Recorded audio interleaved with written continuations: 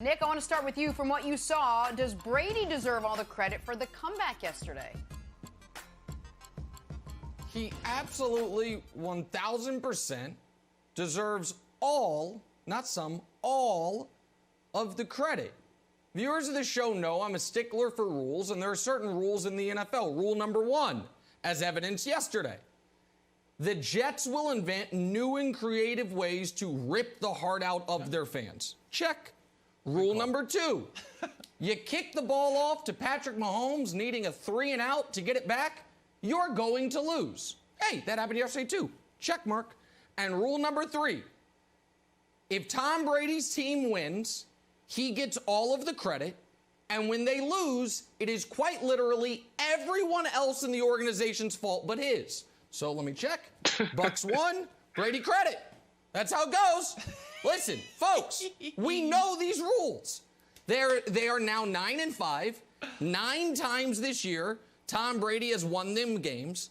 5 times this year, the other 52 players and Bruce Arians have lost them games. So Brady really is 9-0 with just 5 times the other people screwed it up for him. These are the rules of television commentary, of in-game announcing, and and I assume team building.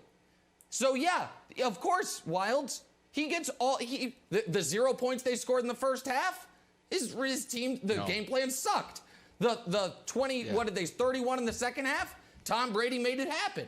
That's the rules. Yes. And so yeah, he gets all the credit, Wilds, 100% of it. Clearly. Yes. Of course, of course. And for the record, everybody, if you're keeping track of my fandom, I'm sure there's thousands of people, or not, if not millions, like, wow, now that the Patriots are eliminated, is Wilds throwing his support behind the Bucs? Yes. Yes, I am. And the Colts when Jacoby Brissett is in, and the Dolphins with Brian Flores at all times. All former Patriots I'm rooting for. So it was great to see the Southern Patriots win a game. Was very happy for them. Gerald, I know you're new to the show, but you laughed at your old buddy Kevin Wildes. I was like, hey, Gerald, Tom Brady is not going to lose. The Falcons are going to pull a Lamar Jackson. Bathroom break. We got nervous. Same thing. 7-0 now against the Falcons. I was like, Gerald, is this a thing? Like, do teams get scared? You're like, nah, Wildes, you don't know what you're talking about. You've never played. If we can show the statistics, Katanic, on how good Tom Brady is against the Falcons, I'm telling you, this is a thing, Gerald. So you can shoot me down again and hurt my feelings, or offer an olive branch to your old buddy Kevin Wildes, or new buddy Kevin Wildes, I could say. Be like, you know what? Tom Brady owns the Falcons just like he owns the Vikings, and he owns, oddly, the Bucs. The Bucs have never beat him. So I still think that the Falcons are scared of Tom Brady. Are you giving me any credit at all? 1%. I'm looking for 1%, Gerald. No. I'm not giving you any. There are 2 groups, or 2 things that I'm going to give the credit. And one of them is not Tom Brady. Tom Brady did what Tom Brady was supposed to do, playing the Falcons. 2 groups. 2 things. One is the Bucs defense for waking up. And second thing I blame is Bambi. Hope it's me. And I'm sure y'all wonder, what does Bambi have to do with NFL football game? The Bambi are the types of legs that Matt Ryan had in the second half. He had Bambi legs in the second half. He got back to those noodle legs where he gets nervous, he gets scared, and starts shaking, and that's Matt Ryan. And I don't understand what was. Actually, I do understand. They shouldn't have been down. And like Nick said on Friday, this is fool's gold. Listen. But Bucs, I love you. You know I love you. But if I'm going to say we because I'm still a Bucs fan, if we play like this in the playoffs, it's going to get ugly. You cannot go down 17-0 in the playoffs. It's not going to work. We got to do better than that. But Nick, can I ask you something? Should we be concerned and worried about them, like Gerald says, for what we saw in the first half, or should we be encouraged that a couple of tweaks in the locker room for halftime and suddenly they look like a completely different team? Like, what do you take away from that with this team? I take away that this season for the Bucs, not to be self-congratulatory, but let me congratulate myself, is going to go exactly to a T how I said it was going to go after they lost to the Chiefs. Get the bye week, regroup, win 4 straight to end the year, be the darling hot team that could cause some damage, only to get beat in the first round of the playoffs. Whether they play Seattle, whether they play the Rams, or even if they play the Washington football team, this Bucs team is not going to be able to do what they did against Atlanta. They are 9-5. They are 2 amazing, and to their credit, amazing second-half comebacks away from being 7-7. Who did those second-half comebacks come against? The Chargers, who are awful, and the Falcons, who are a touch better than awful. And so I get it. Everyone's going to say, oh, this team's dangerous. This team is who they've always been. If you can't get a pass rush, their offense is going to click into gear. I'm shocked they scored 0 in the first half. I thought they would run away from the Falcons in this game.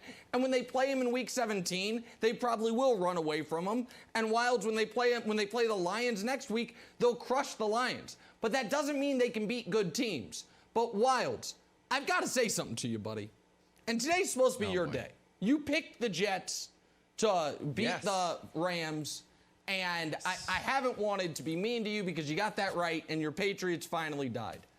But you made a big show of, I am not the type of Patriot fan that is now all of a sudden a Bucs fan. I'm not rooting for them. I have no allegiance to them. This all happened. And now, the moment your team is out, you're like, hey, guess what? Guess who I'm a fan of? The Bucs. The hell happened, buddy?